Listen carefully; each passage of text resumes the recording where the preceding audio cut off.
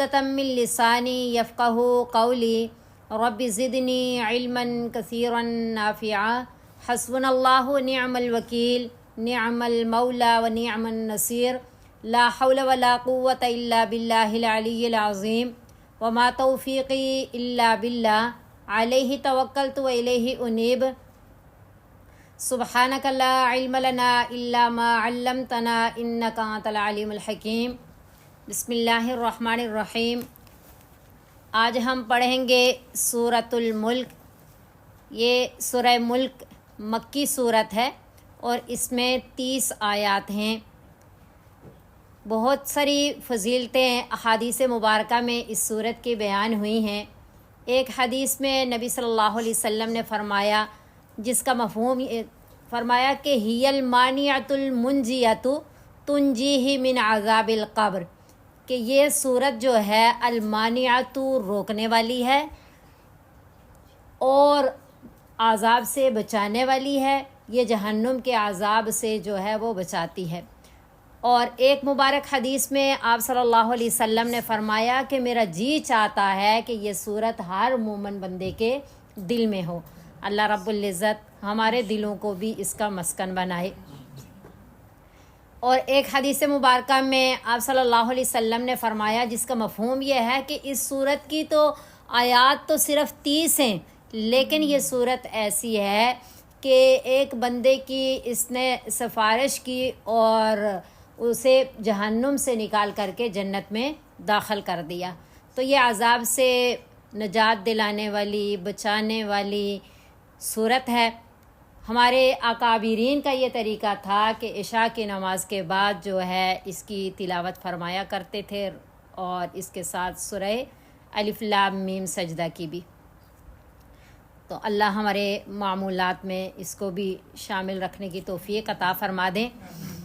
جیسا کہ پہلے بھی بات ہوئی تھی کہ ہمارے 3 بڑے بنیادی عقائد ہیں، عقیدہ توحید، عقیدہ رسالت اور عقیدہ آخرت۔ گو کہ ہم مومن ہیں الحمدللہ، اور ان تینوں عقائد کو مانتے ہیں، اللہ رب العزت کی وحدانیت کا اقرار کرتے ہیں، لیکن بیچ میں یعنی قول میں تو اللہ وحدہ لا شریک کو 100% اللہ وحدہ لا شریک مانتے ہیں، عقیدہ توحید میں ہم خالص ہیں، لیکن عملی طور پہ ہم بھی عقیدہ توحید میں خالص نہیں ہیں۔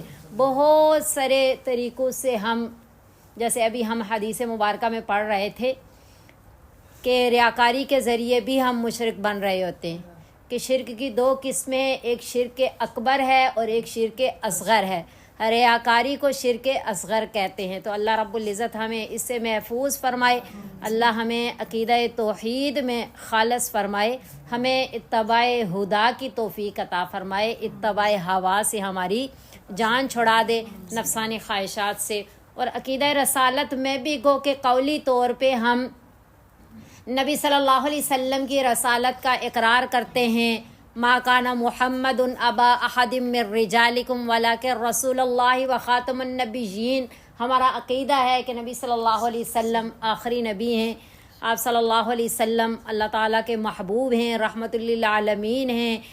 نبی صلی اللہ علیہ وسلم کی جو صفات تھیں، ایک شعر میں بیان کی گئی کہ بعد از خدا بزرگ تو یہ قصہ مختصر۔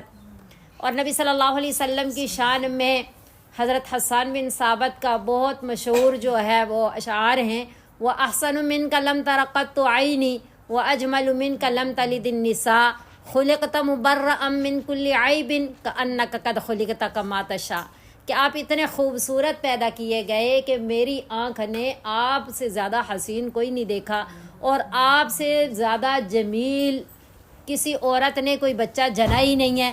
آپ کو ایسے بے عیب پیدا کیا گیا، گویا کہ جیسے آپ چاہ رہے تھے ویسا ہی آپ کو اللہ رب العزت نے پیدا فرما دیا۔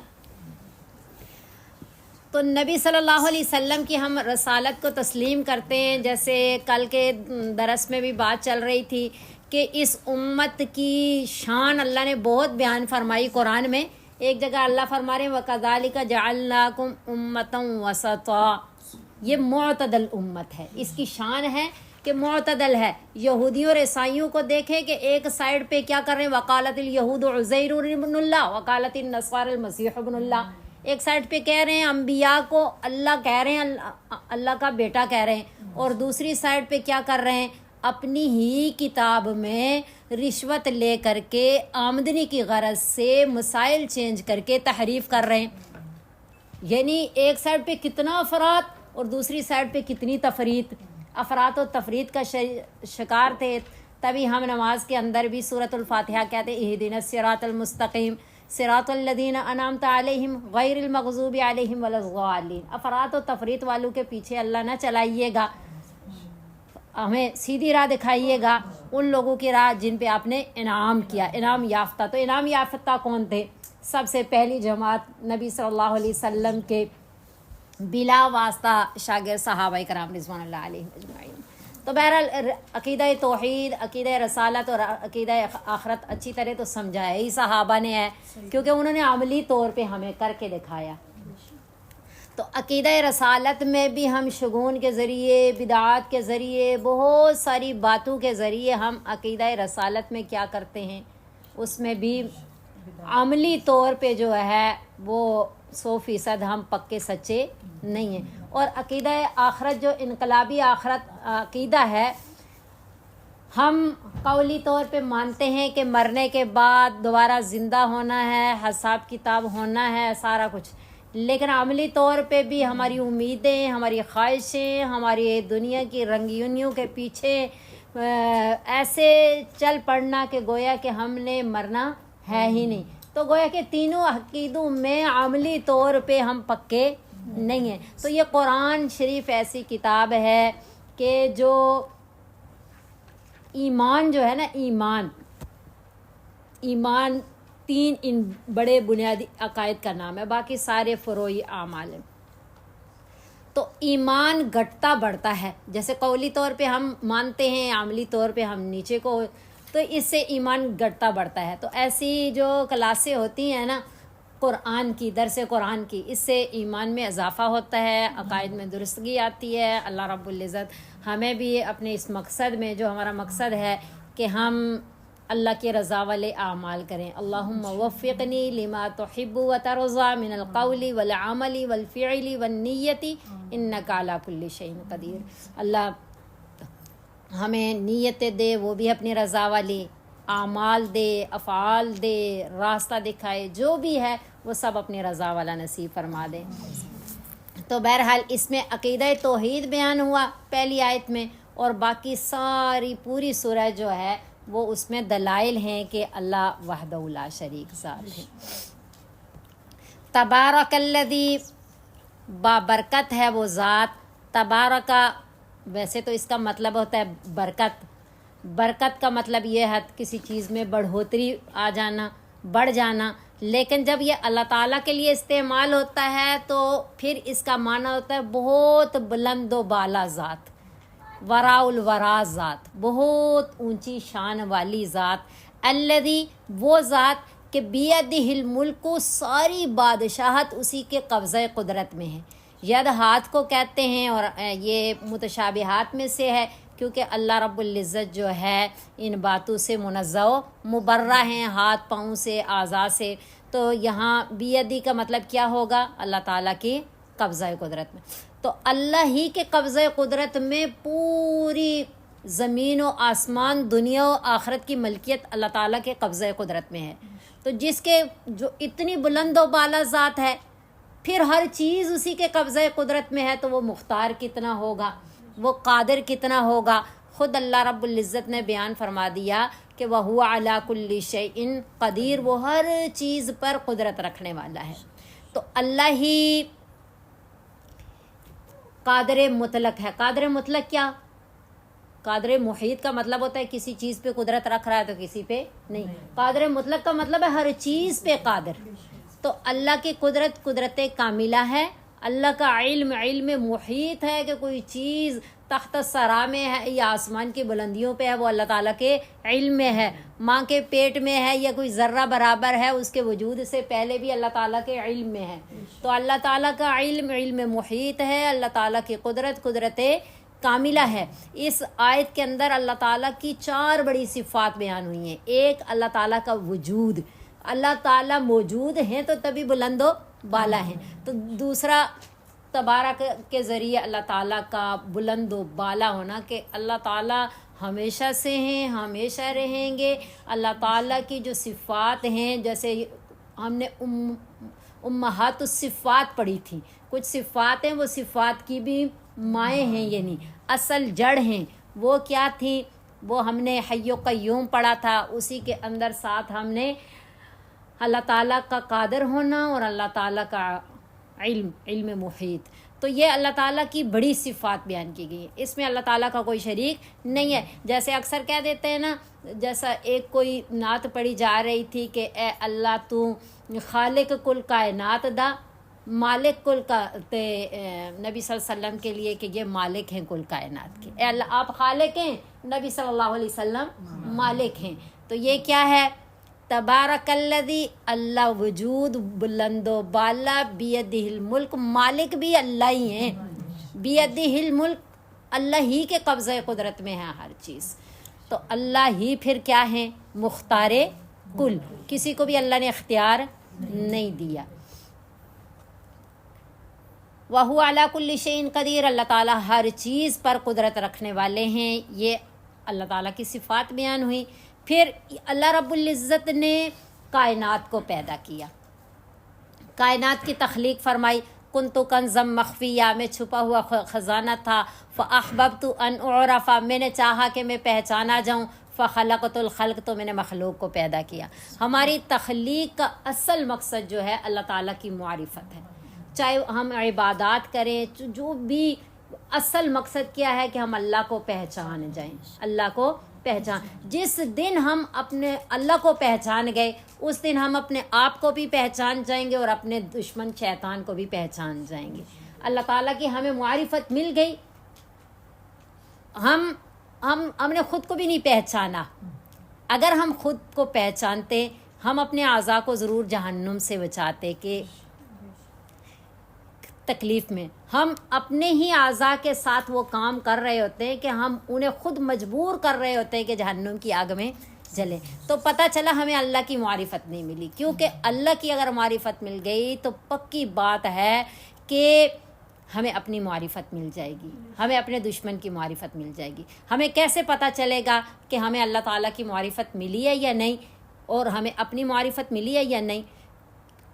کیسے پتہ چلے گا؟ پتہ اس طرح چلے گا کہ جب اللہ تعالیٰ کی عظمتیں ہمارے دل میں پنہاں ہو جائیں گی کہ اللہ بہت بڑی ذات ہے۔ بہت دفعہ مثال کے ذریعے کہ جیسے ماں اپنی اولاد کو اپنے بارے میں بتاتی ہے نا کہ میں نے قربانیاں دی ہیں، میں نے بڑی مشقتوں سے آپ کو وہ پیٹ میں رکھا، سینے سے لگا کر کے دودھ پلایا، انگلی سے پکڑ کر کے چلنا سکھایا، آپ یہ کچھ بھی نہیں جان رہے تھے، آپ کو تو معلوم ہی نہیں تھا کہ یہ قربانیاں آپ کے لیے دی جا رہی ہیں، کیونکہ آپ چھوٹے بچے تھے، آپ کو سمجھ نہیں تھی۔ اب میں آپ کو بتا رہی ہوں کہ بڑی ہی قربانیوں کا سامنا کرنا پڑا، جد و جہد کرنی پڑی آپ کو اس مقام تک پہنچانے میں۔ تو جب بچہ یہ سمجھتا ہے کہ واقعی ماں نے اتنی قربانیاں دی ہیں تو دل میں عظمت پیدا ہو جاتی ہے۔ معرفت ملی نا، معرفت ملتی ہے، عظمت آتی ہے، پہچان ملی کہ قربانیاں دی ہیں، یہ میری ماں ہے، پھر فوراً سینے میں عظمت آ گئی کہ واقعی ماں ہے، یہ تو بہت قدر کے لائق ہے، اس نے قربانیاں دی ہیں، اب میرا ٹائم ہے میں قربانیاں دوں۔ تو پھر عظمت کے بعد کیا آتا ہے؟ محبت آتی ہے۔ محبت آتی ہے کہ بھئی مجھے بھی اس سے اسی طرح محبت کرنی چاہیے جیسے اس نے میرے لیے قربانیاں دی۔ محبت تھی تو قربانیاں دی نا، محبت نہ ہوتی قربانیاں نہیں۔ پھر اس کے بعد کیا بات چلی آتی ہے؟ اطاعت، کہ اب مجھے اس کی بات ماننی چاہیے۔ تو اطاعت، عظمت، معرفت کے ساتھ پکی بات ہے عظمت آتی ہے، عظمت کے ساتھ محبت چلی آتی ہے، اور محبت کے بعد اطاعت آتی ہے، اور اطاعت کے لیے جھکنا پڑتا ہے۔ پتہ چلا کہ جو اللہ کو پہچان لے گا اس کا سینہ اللہ کی عظمت و محبت و معرفت سے بھر جائے گا، اور پھر وہ اتنا جھکے گا کہ من تواضع للہ رفعہ اللہ، جس نے جتنی اللہ کے لیے تواضع اختیار کی اس کو اللہ اتنی بلندیاں دے دیں گے۔ یعنی جتنا جھکاؤ ہوگا اتنا اللہ تعالیٰ کے ہاں مقام میں بلندی آتی جائے گی۔ تو ہم جب اپنے دل میں عجب پسندی، تکبر، انا یہ چیزیں محسوس کریں تو ہم سمجھیں ہم نے اللہ کو نہ پہچانا، کیونکہ یہ تو ساری اللہ نے فرمایا الکبریاء ردائی، تکبر میری چادر ہے، جو میری چادر کو کھینچے گا میں اس کو تباہ و برباد کر دوں گا، میں اس کو ذلیل کر دوں گا۔ تو اللہ تعالیٰ کی چادر یہ اللہ کا حق ہے۔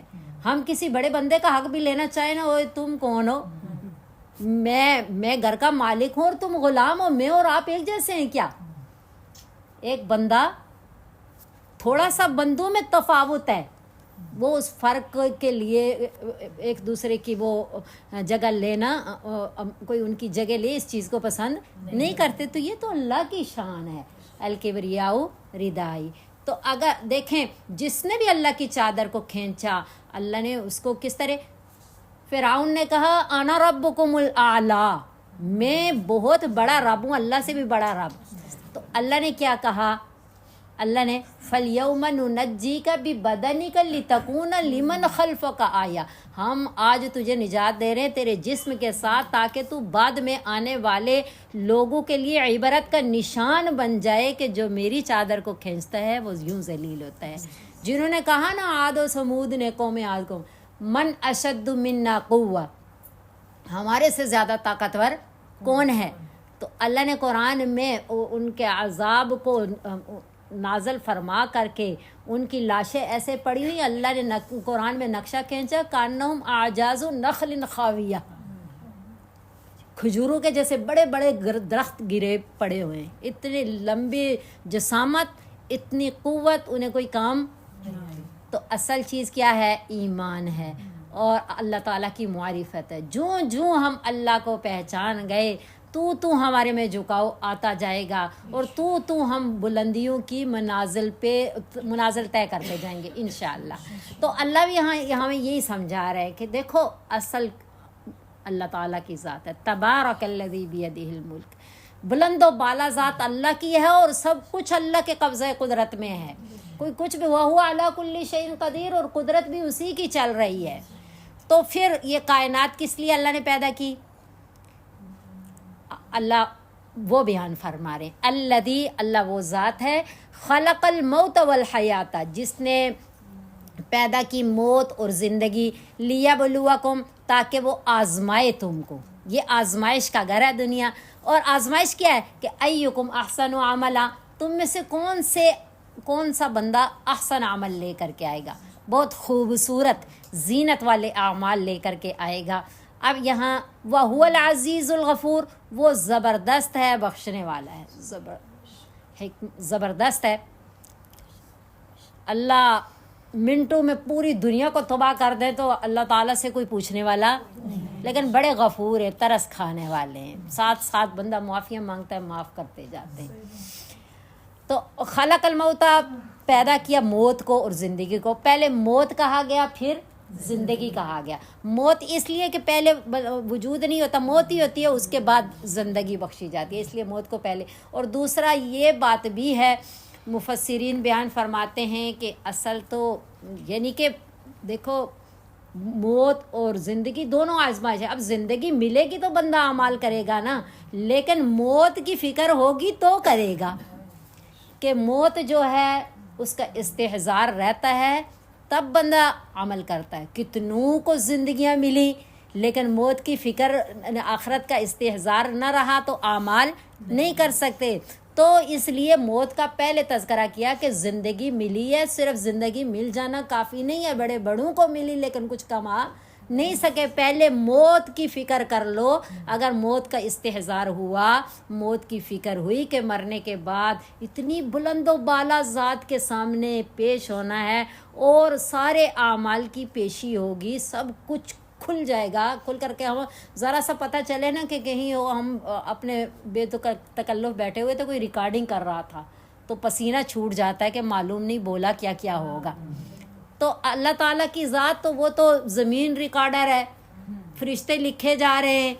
اور ہم جہاں پڑھتے تھے، ہماری بھائی جان جمعرات کو ہمارا یہ تھا کہ پورے ہفتے کی رپورٹیں ہوتی تھیں، اور وہ سنائی جاتی تھی کہ فلاں معلمہ نے یہ رپورٹ دی اپنی کلاس کے بارے میں، فلاں طالبہ صفائی کے لحاظ سے ایسی ہے، فلاں ایسی ہے، پڑھائی کے لحاظ سے ایسی ہے. ساری رپورٹیں سنا کر کے نا اینڈ پہ باجی جان ایک بات فرماتی ہوتی تھی، تو اس میں ہم سارے کانپ جاتے تھے. وہ فرماتی تھی کہ یہ وہ رپورٹیں ہیں جو آپ کی معلمات نے دی. اب میں وہ بتانے لگی ہوں جو میں نے خود آپ کو نوٹ کیا، پورا ہفتہ میں نے آپ کو خود نوٹ کیا. تو ہم کانپ جاتے تھے کہ یہ تو چلو اپنی معلمات تھی، تھوڑی معافی تلافی کر کے انہیں کہا کہ سارا نہ لکھیے گا چلیں، لیکن جو خود نوٹ کیا گیا اب تو بچت ہے ہی نہیں. تو اللہ رب العزت کی، وہ تو انسان ہے نا، تو اللہ تو علیم بذات الصدور ہیں، سینوں کے راز جاننے والے ہیں. اللہ خود دیکھ رہے ہیں، اللہ قادر مطلق ہیں، اللہ کا علم محیط ہے. اللہ تعالیٰ وحدہ لا شریک ہے، عظمت والی ذات ہے، بلند و بالا ہیں.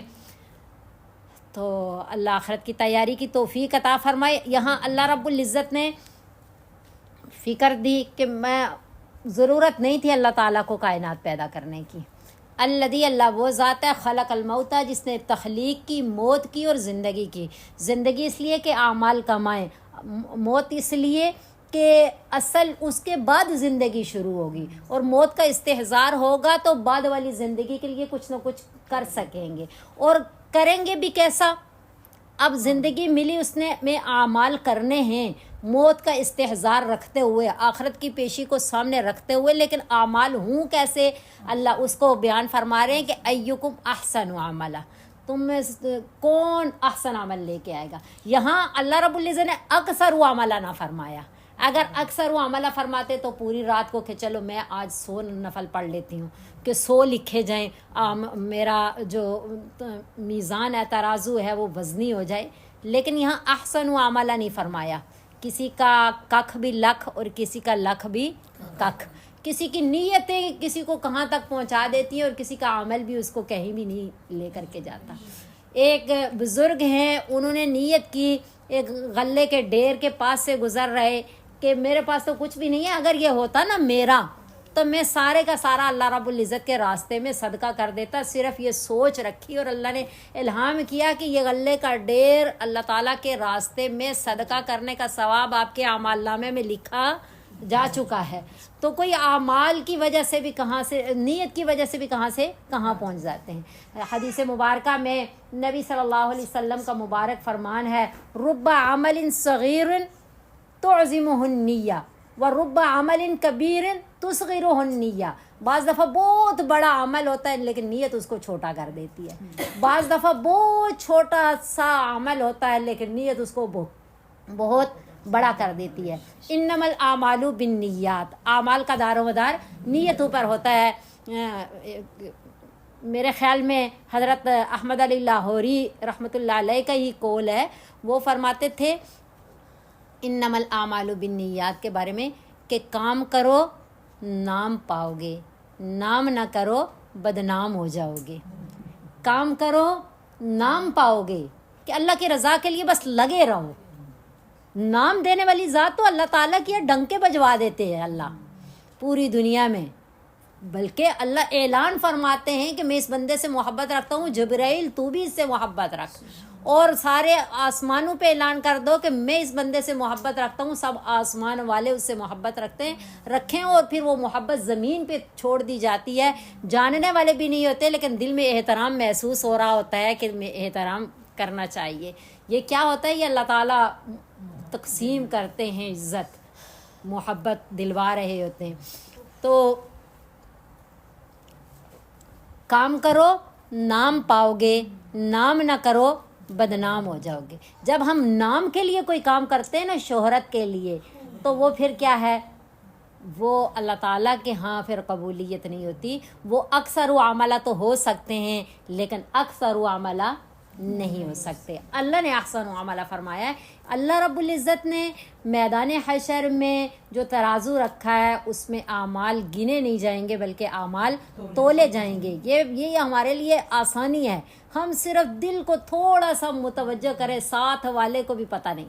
وہ حضرت ڈاکٹر عبدالحی عارفی رحمۃ اللہ علیہ کا ایک بہت پیاری بات کہ وہ فرماتے تھے کہ پہلے تو بہت مشکل تھا اللہ تعالیٰ کا ولی بننا، اتنے بڑے مجاہدے کرنے پڑتے تھے کہ کتنے کتنے سال جو ہے وہ شیخ کی جو ہے اس میں خدمت میں رہتے، چلے کاٹتے، عبادات کرتے، راتوں کو جاگتے، بڑی مشقتوں بھرے کام کرتے تھے. لیکن اب بہت آسان ہے اللہ والا بننا، اللہ تعالیٰ کا ولی بننا بہت آسان ہے. کیسے اللہ تعالیٰ کا ولی بننا آسان ہے؟ وہ فرماتے ہیں، مفہوم یہ ہے ان کی بات کا کہ اپنی ہر خوشی بھی، جس طرح بچہ باہر کہیں خوشی ملے نا، رزلٹ ملا تو کب میں یعنی گھر پہنچوں گا تو میں امی کو بتاؤں گا، میں ابو کو بتاؤں گا، وہاں سے ہی تڑپ اٹھتی ہے. باہر بچے لڑ رہے ہوں تو وہاں ہی آوازیں لگانا شروع ہوتا ہے، میں امی کو بتاتا ہوں، میں امی کو بتاتا ہوں. تو اسی طرح اپنی ہر خوشی اور اپنا ہر غم اللہ تعالیٰ کو بتائے.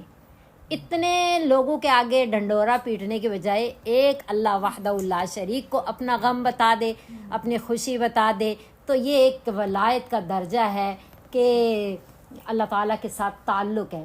ہم تم ہی آگاہ ہیں اس ربط خفی سے، معلوم کسی اور کو یہ راز نہیں ہے، تم سا کوئی ہمدم ہم ساز نہیں ہے. باتیں تو بہت ہیں مگر آواز نہیں ہے. محفل میں بیٹھے بیٹھے اللہ سے ایسا تعلق ہو، 100 بار ہم کہیں کہ یا اللہ آج یہ باتیں سنی ہے نا، ساری زندگی عمل کرنا ہے، آج معاف کر دیں اللہ، آج بالکل میری پچھلی پوری زندگی کے گناہوں کا اللہ اس کلاس کے صدقے، قرآن کے صدقے صفایا فرما دیں. میں نے ارادہ کر لیا اللہ اب میں نے سچا بن جانا ہے، اب میں نے نیک بن جانا ہے. اندر اندر ارادے کر رہا ہوتا ہے بندہ اللہ سے تعلق. تو یہ ولایت ہے. یہ ضروری نہیں ہے ولی جو ہے بہت جو مشہور شخصیات ہیں وہی ولی بن سکیں، مرد حضرات ہی ولی بن سکیں. سب جس کا تعلق اللہ سے جتنا مضبوط ہوگا وہ اتنا ہی اللہ تعالیٰ کا قریبی دوست ہوگا. احسن عمل فرمایا، احسن عمل. احسن عمل کس طرح بنتا ہے اس بات کو ہم نے پہلے بھی سمجھا تھا کہ جب بھی عمل کریں اس کو پہلے تولیں. دیکھیں اللہ نے فرمایا واقیم الصلاۃ، نماز قائم کرو. ہم نماز پڑھ کر کے کیا ہماری نماز قبول ہو گئی؟ نہیں. پہلی بات ہے اللہ کے حکم کو مانیں. اللہ کے حکم کو مانا کامیاب ہو گئے؟ نہیں. اللہ کے حکم کو اللہ کے لیے مانیں. ریاکاری سے پڑھیں گے، ابھی بھی ہم نے حدیث سنی کہ بڑی آگے سختی ہے. اللہ کے حکم کو مانیں، اللہ کے لیے مانیں. اب اللہ ہی کے لیے نمازیں پڑھیں، اللہ کے حکم کو. اب صرف اللہ کے حکم کو مانے تو وَإِذَا قَامُوا إِلَى الصَّلَاةِ قَامُوا كُسَالَىٰ يُرَاءُونَ النَّاسَ وَلَا يَذْكُرُونَ اللَّهَ إِلَّا قَلِيلًا. منافقین کے نمازوں کا نقشہ اللہ نے کھینچا ہے کہ وہ کھڑے ہوتے تھے نمازوں کے لیے لیکن یراؤن الناس، لوگوں کے دکھلاوے کے لیے. وَلَا يَذْكُرُونَ اللَّهَ إِلَّا قَلِيلًا، وہ تھوڑی سی بس کوئی چھوٹی سی صورت پڑھ لی اور کیونکہ دکھلاوے کے لیے وہ کر رہے. تو اللہ کے حکم کو مانا، اللہ کے لیے مانا، تب ہم کامیاب ہو گئے. ابھی بھی ہم کامیاب نہیں ہیں. تیسرا درجہ اللہ کے حکم کو مانے، اللہ کے لیے مانے اور اللہ اور اس کے رسول صلی اللہ علیہ وسلم کے بتائے ہوئے طریقے کے مطابق مانے. ورنہ ہم بہت نیکیوں کے کام کرتے ہیں، اللہ ہی کے لیے کرتے ہیں، لیکن ان میں ان کی دین میں کوئی حیثیت ہی نہیں ہوتی. تو اس لیے اپنی نیکی کو ان 3 زاویوں سے ضرور تولیں. اللہ کے حکم کو مانیں، اللہ اور اللہ کے رسول کے حکم کو مانیں، اللہ کے لیے مانیں، اللہ اور اس کے رسول صلی اللہ علیہ وسلم کے بتائے ہوئے طریقے کے مطابق مانیں. وَهُوَ الْعَزِيزُ الْغَفُورُ، اور وہ زبردست بخشنے والا ہے. الذی، وہی ذات ہے. پہلے انسان کو اس کے بارے میں بتایا کہ بھائی تمہیں کیوں پیدا کیا گیا. پھر تمہیں پیدا کیا گیا تو آخرت کے لیے کہ اچھے اعمال لے کر کے آؤ، اللہ کی پہچان، اور پھر تمہارے لیے یہ ساری کائنات سجا دی. اس کائنات کو دیکھ کے تمہیں اللہ کی معرفت مل سکتی ہے. اس کائنات کو دیکھ کر کے معرفت مشکل نہیں ہے اللہ تعالیٰ کی. اس کائنات میں غور و فکر تو کرو کہ اللہ وہ ذات ہے خلق 7 سماوات، جس نے پیدا کیے 7 آسمان طباقہ تیبت ہے، اوپر تلے، یعنی ایک آسمان اور دوسرے آسمان کے درمیان میں بہت دور کا وقفہ ہے. اس طرح اللہ نے 7 آسمان بنا دیے. ما تری فی خلق الرحمن، کیا دیکھے آپ نے رحمان کی تخلیق میں من تفاوت، کسی قسم کا کوئی یا کیا کہتے ہیں، کسی قسم کا کوئی فرق دیکھا ہے کہ اللہ رب العزت کی تخلیق کیسی ہے کہ کسی قسم کا کوئی نقص اس کے اندر نہیں ہے، کسی قسم کا خلل، کسی قسم کا وہ فرق اس کے اندر آپ کو نظر نہیں آئے گا. صرف آسمان کو ہی دیکھ لے، آسمان کا تذکرہ چل رہا ہے نا، تو فرجع البصر، پس دوبارہ، اس کا مطلب یہ ہے دوبارہ نگاہ دوڑائیے. یعنی پہلے تو ہم ہر وقت آسمان کو دیکھتے ہیں لیکن بغیر تأمل کے، غور و فکر کے بغیر دیکھتے ہیں نا، تو آج ذرا پھر سے دوبارہ غور و فکر کرتے ہوئے آسمان کی طرف نگاہ دوڑاؤ کہ حل تری من فطور، کیا تمہیں کوئی رخنہ نظر آ رہا ہے، کوئی سوراخ، کوئی دراڑ کچھ آسمان کے اندر محسوس ہو رہی ہے.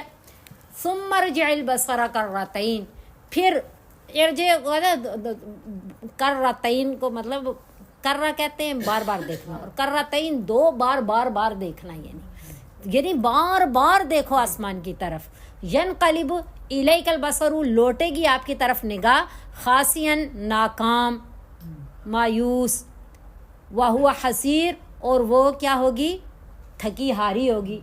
تھک ہار جائے بندہ آسمان کو دیکھتے کہ کہیں مجھے کسی قسم کی کوئی دراڑ، کوئی رخنہ کچھ نظر آ جائے، لیکن ہے ہی نہیں تو نظر کہاں سے آئے. یہ ہے اللہ کی تخلیق، یہ ہے اللہ وحدہ لا شریک، جس نے بغیر ستونوں کے آسمان بنا دیا. کوئی ستون نہیں ہے، ستون کے بغیر تو گھر کھڑا ہے، چھوٹی سی چھت کھڑی نہیں ہوتی، اتنا بڑا آسمان اللہ نے کھڑا کر دیا. تو جس نے ایسی تخلیق، وہ خالق کیسا ہوگا. پھر ان باتوں سے اللہ کی معرفت ملتی ہے. وَلَقَدْ زَيَّنَّا السَّمَاءَ الدُّنْيَا، پھر آسمان بنانے کے بعد اللہ رب العزت نے آسمان دنیا اس کو کہتے ہیں جو یہاں سے نظر آتا ہے آسمان، تو اس کو مزین، اور البتہ تحقیق مزین کر دیا آسمان دنیا کو بمصابیح، چراغوں کے ساتھ. چراغوں سے مراد یہاں ستارے ہیں، ستاروں کے ساتھ، کہ روشن جو ستارے ہیں ان کے ساتھ آسمان دنیا کو اللہ نے زینت بخشی ہے کہ کتنا پیارا لگ رہا ہوتا ہے. اور پھر ان ستاروں کے فائدے کتنے ہیں، سمندر کی تہہ میں ان کی روشنی جاتی ہے. اور پھر یہاں ان ستاروں کے لیے اللہ ایک اور بات بھی فرما رہے ہیں، وَجَعَلْنَاهَا رُجُومًا لِلشَّيَاطِينِ، کر دیا ہم نے ان کو، بنایا ہم نے ان کو رجومن، سنگریزے، یعنی جیسے پتھر پھینکا جاتا ہے پھینکنے کے لیے، للشیاطین، شیطان کے لیے، کہ شیطانوں کو رجومن مارنے کے لیے، رجم جیسے کہتے ہیں نا پتھر مارنا، تو شیطانوں کو مارنے کے لیے، کہ شیطان جو ہے، کچھ لوگوں کا یہ خیال تھا نا، یہ آسمان سے باتیں لے کر کے آتے ہیں، جیسے حضرت جبرائیل علیہ السلام قرآن لے کر کے آئے لوح محفوظ سے، اللہ تعالیٰ کے حکم کے ساتھ نبی صلی اللہ علیہ وسلم کے سینہ اطہر پہ نازل کیا. تو یہ نجومی، یہ دوسرے تیسرے، یہ جو کفار حضرات کیا کہ یہ شیاطین لے کر کے آتے ہیں، حالانکہ یہ وہاں سے اوپر جا ہی نہیں سکتے اور وہاں کی باتیں سن ہی نہیں سکتے، کیونکہ پہلے ہی یہ دیکھیں 7 آسمان اور نچلا جو آسمان دنیا ہے اس سے بھی بہت نیچے ہیں، جیسے کہ فلاسفہ کہتے ہیں کہ یہ ستارے اس سے بہت نیچے ہیں، اور یہ ہے کہ وہ ستارے شیاطین کے پیچھے جاتے ہیں، یا تو ستارے جاتے ہیں یا ان کے اندر سے ایک مادہ نکلتا ہے جو روشن مادہ ہوتا ہے، وہ پیچھے ساتھ جاتا ہے، اور محسوس یوں ہوتا ہے جیسا کہ ستارہ پیچھے جا رہا ہے. وَأَعْتَدْنَا لَهُمْ، اور دنیا میں تو یہ شیاطین کے لیے یہ سزا ہے کہ ستارے جو ہے وہ، یا ستاروں کے اندر جو مادہ ہے وہ ان کو مارا جاتا، لیکن یہ تو دنیا میں ہے. وَأَعْتَدْنَا لَهُمْ، اور تیار کر رکھا ہے ہم نے، لہم، ان کے لیے، عذاب السعیر، شعلوں والا جہنم کا یعنی عذاب. یعنی جو آسمان ان چیزوں کو، کائنات کو دیکھ کے بھی پھر اللہ کو نہ مانے تو اس کے لیے تو سزائیں ہیں نا. وَلِلَّذِينَ، اور کافر ان لوگوں کے لیے، کفروا، جنہوں نے کفر کیا، بِرَبِّهِمْ، اپنے رب کا کفر کیا، یعنی اپنے رب کی توحید کا انکار کیا. اللہ تعالیٰ وحدہ لا شریک ہے، رب کا انکار کیا ہے؟ اللہ تعالیٰ کا انکار کیا ہے کہ ایک تو بالکل اللہ تعالیٰ کے وجود کا ہی بندہ قائل نہ ہو جیسے دہریے ہیں، ایک ہے اللہ تعالیٰ کے وجود کا قائل ہے لیکن اللہ تعالیٰ کے ساتھ دوسروں کو شریک ٹھہرا رہا ہے، تو گویا کہ توحید کو خراب کر رہا ہے، تو یہ بھی کیا ہے؟ کفر ہے۔ تو جنہوں نے اپنے رب کا کفر کیا، انکار کیا، ان کے لیے عذاب جہنم، جہنم کا عذاب ہے، وبئس المصیر، اور بہت ہی برا ٹھکانہ ہے۔ اذا القوا فیہا، جب ڈالے جائیں گے وہ اس میں، یعنی کہ جہنم کے اندر یہ کفار کو، نافرمانوں کو ڈالا جائے گا، تو سمعوا لہا شہیقاً، سنیں گے وہ اس کی شہیقاً دہاڑنے کی آواز، کہ جہنم دہاڑ رہی ہوگی غصے سے، وہی تفور، اور وہ اچھل رہی ہوگی، جوش مار رہی ہوگی۔ تو اس کے بارے میں دو باتیں ہیں۔ ایک مفسرین فرماتے ہیں یا تو اللہ رب العزت اس کے اندر ادراک پیدا فرما دیں گے کہ جب وہ اللہ کے نافرمانوں کو دیکھے گی نا تو بہت غیظ و غضب میں مبتلا ہو جائے گی اور دہاڑے گی اور جوش مار رہی ہوگی کہ کب یہ میرے اندر آئیں تو میں ان کو سزا دوں۔ اللہم اجرنی من النار، اللہم اجرنی من النار، 7 بار صبح اور 7 بار شام کو اللہم اجرنی من النار، اور اللہم انی اسألک الجنہ 3 بار، یا اللہم انی اسألک رضاک والجنہ واعوذ بک من سخطک والنار۔ اے اللہ، ہم سے آپ کے رضا اور جنت کا سوال کرتے ہیں اور آپ کی ناراضگی اور جہنم سے پناہ چاہتے ہیں۔ اور دوسری بات یہ ہے کہ یہ کنایا ہے، جیسے کوئی بہت غصے میں ہوتا ہے تو اس کا یوں اظہار ہو رہا ہوتا ہے، ایسے جہنم جو ہے اس کے آگ کی لپٹیں ہوں گی۔ تکاد تمیز من الغیظ، قریب ہے کہ وہ پھٹ جائے غصے سے۔ کلما، جب کبھی، الکیا، ڈالا جائے گا، فیا، اس میں، فوجن، ایک جماعت، کیونکہ کفار جو ہے الگ الگ گناہ کے حساب سے الگ الگ جماعتیں ہوں گی، کچھ گناہ گار مسلمان بھی ہوں گے، اپنے اپنے اعمال کے حساب سے جماعتیں بنی ہوں گی، کچھ کفار ہوں گے، تو یہ الگ الگ جماعتیں جوں جائیں گی تو سألہم خزنتہا، سوال کرے گا ان سے جہنم کا داروغہ، پوچھے گا، یعنی ایک تو پوچھنا ہوگا نا کہ اتنی دہک رہی ہے، اتنی غیظ و غضب میں مبتلا ہے، اتنی جوش مار رہی ہے، یہ جو اندر جائیں گے تو وہ جو باہر ہے وہ اندر کے حالات جان رہا ہوگا کہ اندر کیا ہے، تو رحم کھا کے، ترس کھا کے پوچھ رہا ہو، لیکن نہیں، ایسا نہیں ہے، بطور ڈانٹ کے کہ اتنا کچھ، یعنی اللہ رب العزت نے تمہارے لیے دنیا میں پیغمبر بھیجے، کتابیں بھیجیں، کائنات بنائی، اتنا قرآن کے ذریعے، ہر چیز کے ذریعے آپ لوگوں کو سمجھایا گیا، ہر بات آپ تک پہنچائی گئی، اللہ نے اتنی انسان کو صلاحیتیں دیں، اشرف المخلوقات بنا دیا، اس میں وہ صلاحیت رکھی کہ اللہ کی پہچان اس کے لیے آسان تھی، تبھی اس کو کتاب دی گئی، تبھی اس پہ یہ بار امانت اس پہ ڈالی گئی، ورنہ آسمان نے نہ اٹھائی، زمین نے نہ اٹھائی، پہاڑوں نے نہ اٹھائی، انسان نے، کیونکہ 2 مکلف ہیں، انسان و جن، تو ان کے اندر یہ صلاحیت رکھی ہے، اللہ نے تو مکلف کیا نا، لا یکلف اللہ نفسا الا وسعہا، اس کی وسعت کے بڑھ کر کے، طاقت سے بڑھ کر کے اللہ مکلف ہی نہیں کرتے، تو اس کے اندر یہ صلاحیت رکھی تھی، تو پھر کیا تمہارے پاس کوئی نہیں آیا تھا؟ جہنم کا داروغہ سوال کرے گا، الم یأتکم نذیر، کیا تمہارے پاس کوئی ڈرانے والا نہیں آیا تھا؟ تمہیں کسی نے نہیں بتایا کچھ بھی کہ آگے کیا ہوگا؟ ہم سورہ رحمان میں پڑھ رہے تھے نا کہ یہ جو فَبِأَيِّ آلَاءِ رَبِّكُمَا تُكَذِّبَانِ، تم اپنے رب کی کون سی نعمتوں کو جھٹلاؤ گے؟ تو آیت تو سزا کی چل رہی ہے اور ادھر نعمت کا تذکرہ ہو رہا ہے، تو وہ سزا جو اللہ بتا رہے ہیں نا وہ بھی نعمت ہے، بتا رہے ہیں تو ہم اس کی فکر میں لگیں گے۔ تو کیا تمہارے پاس کوئی ڈرانے والا نہیں آیا تھا؟ قالوا، وہ کہیں گے، بلا، کیوں نہیں، قد جاءنا نذیر، ہمارے پاس آئے تھے ڈرانے والے، ہمیں یہ باتیں بتائی گئی ہیں لیکن ہماری مت ماری ہوئی تھی، ہمیں نفسانی خواہشات تھیں، ایسی صحبتیں تھیں جو ہمیں برائی کی طرف لے کے جانے والی تھی، یہ جماعت وہ جماعت، اللہ اکبر کبیرہ، تو فکذبنا، ہم نے تکذیب کی، ہم نے جھٹلا دیا، ہم نے نہ مانا، اور ساتھ ہم نے کیا کہا، وقلنا، ہم نے کہا ما نزل اللہ من شیء، اللہ نے کچھ بھی نہیں نازل کیا، ان انتم الا فی ضلال کبیر، جو اتنی بڑی بڑی باتیں آپ لوگ ہمیں بتا رہے ہو نا، آپ بہت بڑی گمراہی میں ہو، ان انتم نہیں ہو تم الا فی ضلال کبیر، بہت بڑی گمراہی میں، تم خود غلط راستے پہ ہو، ہمیں بلائے جا رہے ہو، ہم نے ان کو یہ کہا۔ جیسے آج کہتے ہیں نا کہ بس ایک ہی بار زندگی ملی ہے، حالانکہ موت ایک بار ملتی ہے، زندگی تو روز، اللہ یتوفی الانفس حین موتها والتی لم تمت فی منامها فیمسک التی قضى علیها الموت ویرسل الاخرى الی اجل مسمى۔ اللہ اس آیت میں فرما رہے ہیں کہ صرف جب موت آتی ہے اس وقت روح نہیں قبض ہوتی، روزانہ جب بندہ سوتا ہے اللہ روح قبض کر لیتے ہیں، پھر اللہ کی مرضی ہے واپس لوٹائیں یا نہ لوٹائیں۔ تو یہ زندگی روز اللہ دے رہے ہیں، روز مل رہی ہے، تو جو اصل موت ہے وہ ایک بار ہی ملے گی، اصل موت جس کو کہتے ہیں۔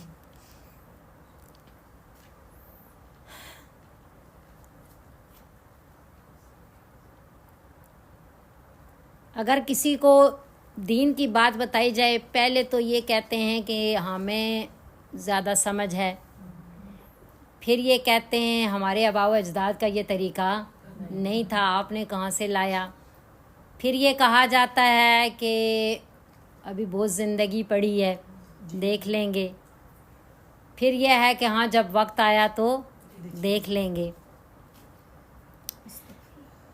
اللہ ہمیں فکر آخرت لگا دے، آخرت کی تیاری ہم سب کے لیے آسان فرمائے، اللہ ہمیں دنیا میں ہی ان چیزوں کی سمجھ دے دے اور عمل پیرا ہونے کی توفیق دے دے، ورنہ ہم پڑھ رہے ہیں، اللہ نے قرآن میں یہ سب کھول کر کے بتا دیا۔ اللہ فرما رہے ہیں کہ جب ان سے کہا جائے گا کہ بھائی آپ کے پاس کوئی ڈرانے والا آیا ہے، اس وقت کہیں گے کہ ڈرانے والا تو آیا تھا، ہم نے خود انہیں مانا نہیں ہے، ان کی تکذیب کی، اور ہم نے انہیں کہا ہے کہ اللہ نے کچھ بھی نازل نہیں کیا، تم خود ہی گمراہی میں پڑے ہوئے ہو بہت بڑی، اور پھر ساتھ کیا، وقالو، اور کہیں گے وہ کہ لو کننا نسمع، کاش کہ ہم ہوتے سن لیتے او ناقلو، یا ہم سمجھ لیتے، ما کننا فی اصحاب السعیر، نہ ہوتے ہم جہنم والوں میں سے۔ اب یہاں سمجھیے گا، یہ سماعت بہت بڑی نعمت ہے، اور سماعت کی قسمیں، سننے کی قسمیں ہیں۔ اللہ رب العزت نے سننے کی قسمیں قرآن شریف میں بیان فرمائی ہیں، سورہ انفال کے اندر۔ نبی صلی اللہ علیہ وسلم مجلس میں بیٹھے ہوئے ہیں، سماعت، کانوں میں بات صحابہ کے بھی جا رہی ہے، اور کانوں میں بات منافقین کے بھی جا رہی ہے۔ صحابہ کو رضی اللہ عنہم ورضوا عنہ کا ٹکٹ ملا کہ اللہ ان سے راضی ہو گئے، وہ اللہ سے راضی ہو گئے، اور منافقین نے بھی سماعت کی، ان کے لیے اللہ کہہ رہے ہیں ان المنافقین فی الدرک الاسفل من النار، منافق جہنم کے نچلے درجے میں ہوں گے۔ اکیلی سماعت کچھ کام نہیں دیتی، ہزاروں لائٹیں لگا لیں لیکن پیچھے وہ نہ لگائیں نا بٹن، کرنٹ نہ ملے تو لائٹوں کا کوئی فائدہ نہیں ہے۔ اسی طرح پیچھے دل کی طاقت موجود نہ ہو تو اکیلا سننا کوئی کام نہیں دیتا، سماعت کام تب دے گی پیچھے دل کی طاقت بھی موجود ہے، کہ دل اس چیز کو فکر مند ہے، تسلیم کر رہا ہے، اور ایک اچھی نیت۔ صحابہ کس نیت سے بیٹھے تھے کہ اللہ کے پیغمبر ہیں، اللہ ان پہ اپنا کلام پاک نازل فرما رہے ہیں، یہ جو کچھ بولیں گے ہم کبھی بھی اپنی خیر نہیں اتنا سمجھ سکتے جتنی خیر ہمارے لیے یہ سمجھ رہے ہیں۔ ان کا یہ عقیدہ تھا نا، دل ان کا یہ بات مان رہا تھا، تو بڑی پھر توجہ سے سنتے تھے اور عمل کی نیت سے سنتے تھے۔ اور منافقین کس لیے سنتے تھے کہ کوئی بات کسی طرح ہمارے ہاتھ لگے اور ہم یہ راز لے کر کے کفار تک جائیں تو کچھ نہ کچھ ان کو نقصان پہنچائیں۔ تو بہرحال سماعت بہت بڑی نعمت ہے، سماعت کے پیچھے دل کی طاقت بھی موجود ہو، عمل کی نیت سے بندہ سن رہا ہو، کیونکہ کہا گیا لو کننا نسمع، اگر ہم سن لیتے، او ناقلو، یا سمجھ لیتے، یعنی سننے کے بعد سمجھنا، یہ الگ الگ نعمتیں ہیں۔ صرف سننا کچھ بھی نہیں ہے. تو ما کننا فی اصحاب السعیر، نہ ہوتے ہم جہنم کے یعنی شعلوں والی آگ کے رہنے والے. تو آگے فرما فاعترفوا بذنبہم، پس اعتراف کر لیں گے وہ اپنے گناہوں کا. تو یہ اعتراف جرم بہت بڑی نعمت ہے. دیکھیں اللہ رب العزت نے دروازہ توبہ کا کھلا رکھا ہے جب تک سورج مغرب سے طلوع نہیں ہوگا، جب تک غرغرے کی کیفیت نہیں ہے. اب فرعون کی غرغرے والی کیفیت تھی، تب اس نے کہا کہ میں ایمان لایا. اس وقت کا ایمان قابل قبول نہیں ہے، کیونکہ ایمان بالغیب قابل قبول ہے. اور جب غرغرے کی کیفیت ہوتی ہے تو آگے مشاہدہ ہو چکا ہوتا ہے کہ کون سا لیورے فرشتے روح قبض کرنے آ رہے ہیں، میرا آگے کیا بنے گا. تو مشاہدے والا ایمان قابل قبول نہیں ہے. یؤمنون بالغیب، بن دیکھے جو ایمان ہے نا، اصل ایمان وہ ہے. تو اعتراف جرم، دنیا کے اندر اپنی غلطیوں کو تسلیم کر لینا، بعد میں تسلیم کرنے سے کوئی فائدہ نہیں ہے. اب اگر میں آپ کو بات بتا رہی تھی کہ اللہ رب العزت نے توبہ کا دروازہ کھلا رکھا ہوا ہے، زمین آسمان کے خلا بھر جائیں گناہ کر کر کے، کہاں تک گناہوں کا وہ پہنچ جائے، لیکن پھر بھی بندہ اگر معافی مانگے اللہ رب العزت معاف فرما دیتے ہیں. دل کے اندر ندامت ہو، شرمندہ ہو، آئندہ گناہ نہ کرنے کا اقرار کرے، عہد کرے، اللہ رب العزت معاف فرما دیتے ہیں. حدیث مبارکہ میں التائب من الذنب کمن لا ذنب لہ، گناہوں سے توبہ استغفار کرنے والا ایسا ہے جیسا اس نے گناہ کیا ہی نہیں. طوبی لمن وجد فی صحیفتی استغفارا کثیرا، خوشخبری ہے اس انسان کے لیے جو اپنے نامہ اعمال میں استغفار زیادہ پائے. جب بھی گناہ یاد آئے پھر سے استغفار کرنا چاہیے. اور گناہ کوئی اگر معلوم نہیں، گناہوں کو سوچ سوچ کر کے استغفار کرنا اچھی بات ہے، لیکن اگر کوئی گناہ معلوم نہیں ہے تو پھر بھی ہر لمحہ اللہ تعالیٰ سے معافیاں مانگنی چاہیے. کیونکہ اگر اس کیا کہتے ہیں معافی کے یہ توبہ استغفار کے ذریعے ہمارے گناہ معاف ہو چکے، ہم پھر بھی استغفار کر رہے ہیں، تو وہ استغفار اللہ تعالیٰ کی رحمت کو کھینچے گا. کہ استغفار دو چیزوں کو کھینچتا ہے، ایک مغفرت کو اور ایک رحمت کو. اگر گناہ معاف ہو رہے ہیں، معاف ہو چکے، مغفرت ہو گئی، تو آگے مزید رحمت کو کھینچتے ہیں. تو اس لیے ہر لمحہ استغفر اللہ ربی من کل ذنب واتوب الیہ، استغفر اللہ الذی لا الہ الا هو الحی القیوم واتوب الیہ. اور سید الاستغفار ہے استغفر اللہ ربی، اللہم انت ربی، اے اللہ آپ میرے رب ہیں. بس یہ مجھے پکا پتہ ہے کہ میرے پالن ہار آپ کے علاوہ کوئی دوسرا بندہ ہے نہیں، کوئی ذات نہیں ہے. اللہم انت ربی لا الہ الا انت، جب رب آپ ہیں تو معبود بھی آپ ہی ہیں، کوئی آپ کے علاوہ میرا معبود، پالنہار آپ ہیں تو عبادت بھی میں آپ ہی کی کروں گی، کسی اور کی. اور انت خلقتنی، آپ نے ہی مجھے پیدا کیا، میرے خالق بھی آپ ہیں، میرے معبود بھی آپ ہیں، میرے پالنہار بھی آپ ہیں. کتنا ہم اللہ سے پیار کر رہے ہوتے ہیں. اللہم انت ربی لا الہ الا انت خلقتنی وانا عبدک، اور میں غلام ہوں آپ کا، میں آپ کی بندی ہوں، میں آپ کی نوکر ہوں. میں جیسے غلام سر تسلیم خم 24 گھنٹے آقا کے حکم کا انتظار کر رہا ہوتا ہے، اے اللہ میں آپ کی بندی ہوں. یہ بندہ ہونا بہت بڑی شان ہے. سبحان الذی اسریٰ بعبدہ، جب اتنی اونچائی پہ اللہ لے کے گئے نا نبی صلی اللہ علیہ وسلم کو، اس وقت پکارا تو کون سی نام سے؟ عبد سے. وانا عبدک، میں آپ کا بندہ، میں آپ کی بندی ہوں. وانا علی عہدک و وعدک، اور میں آپ کے عہد اور وعدے پہ قائم ہوں. میں نے کہا تھا، آپ نے پوچھا تھا نا اللہ عالم ارواح میں کہ الست بربکم، میں تمہارا رب نہیں ہوں؟ تو اللہ میں نے بڑا فخر سے کہا تھا، سب کے ساتھ مل کر کے کہا تھا، یک زباں ہو کر کے کہا تھا کہ بھلا کیوں نہیں. دنیا میں ماں کا کوئی انکار نہیں کرتا، تو آپ نے مجھے پیدا کیا، میں آپ کا انکار کر سکتی ہوں؟ اللہ میں اس وعدے پہ قائم ہوں.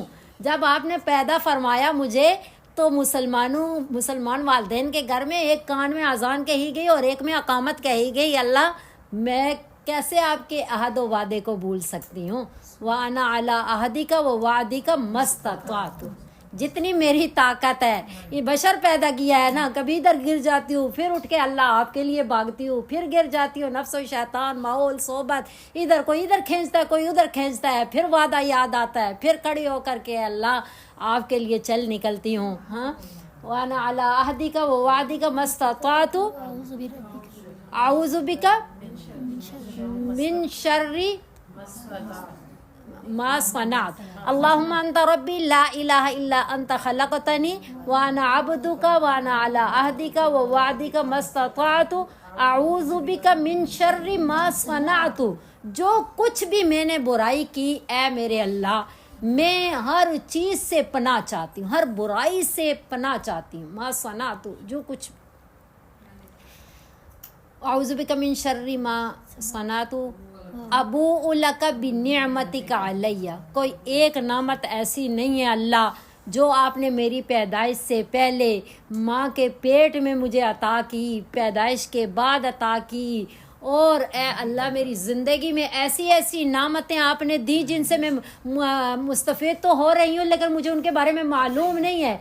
चाँद मुझे क्या क्या अता कर रहा है, सूरज किस तरह, मैं हर नामत से मुस्तफ़ीद हो रही हूँ, लेकिन मैं मुनकर किसी नामत की नहीं हूँ। आपने अपने कुरान में फरमाया है ना कि मैंने बंदे को इतनी नामतें दी हैं कि अगर शुमार करना चाहे तो शुमार नहीं कर सकता। ए अल्लाह, मैं हर आपकी नामत का इकरार करती हूँ, उस पर शुक्र अदा करती हूँ। और ए अल्लाह, आपके पैगंबर सल्लल्लाहु अलैहि वसल्लम ने फरमाया, अल्लाहुम्मा ला उहसी सनान अलैका अंत कमा असनैत अला नफ्सी, कि अल्लाह मैं आपकी तारीफ़ नहीं कर सकती, आप वैसे ही हैं जैसे आपने अपनी तारीफ़ खुद कर दी। ए अल्लाह, इन्हीं अल्फाज के साथ मैं भी आपकी तारीफ़ कर रही हूँ, आपका शुक्र बजा ला रही हूँ, मैं आपकी सारी नामत का इकरार कर रही हूँ। अबू लका बिनिअमतिका अलैया व अबू बिज़ंबी, मैं नामतों का भी इकरार कर रही हूँ, मैं अपने गुनाहों का भी इकरार कर रही हूँ। नामतों का इकरार किस चीज़ की दावत देता है कि हर वक़्त अल्लाह का शुक्र अदा करें, और अपने गुनाहों का इकरार किस चीज़ की दावत दे रहा है, हर वक़्त इस्तिग़फ़ार करें। एक बुज़ुर्ग फरमाते हैं, बल्कि मुफ्ती तकी उस्मानी साहब, के जो बंदा शुक्र करता रहे और मुआफ़ी मांगता रहे, अल्लाह से मांगता रहे, शुक्र भी अदा करता रहे, मांगता रहे, माफ़ी मांगता रहे, नामतें मांगता रहे, तो वो कभी भी नाकाम नहीं हो सकता। अबू लका बिनिअमतिका अलैया व अबू बिज़ंबी, मैंने आपकी नामतों का भी इकरार है, अपने गुनाहों का। हालांकि नामतें क्या कहती हैं, फरमा बरदार बन जाओ, लेकिन है अल्लाह मैंने फिर भी गुनाह किए, मैं उनका भी इकरार कर रही हूँ, लेकिन फ़ग़फ़िर ली, आप मुझे बख्श दीजिए, मैंने किए हैं, मुझे शर्मिंदगी है कि आप ही मेरे रब हैं, आप ही माबूद हकीकी हैं, आप ही मेरे खालिक हैं, और मैं आपसे वादा भी किया था, और मैं आपने मुझे इतनी नामत दी है, मैं सारों का इकरार भी कर रही हूँ, और ए अल्लाह फिर भी मुझे गुनाह नहीं करने चाहिए थे, मैंने गुनाह कर लिए, मैं इकरार कर रही हूँ, फ़ग़फ़िर ली, आप मुझे माफ़ कर दीजिए। ये वो जगह है, फ़ग़फ़िर ली फ़इन्नहु ला यग़फ़िरुज़्ज़ुनूब इल्ला अंता, ये वाली दवाई यहाँ से ही मिलती है। इसके लिए कोई हकीम की दवाई, कोई किसी किस्म की कोई दवाई, कोई तावीज़, कोई दम, कुछ भी नहीं चलता।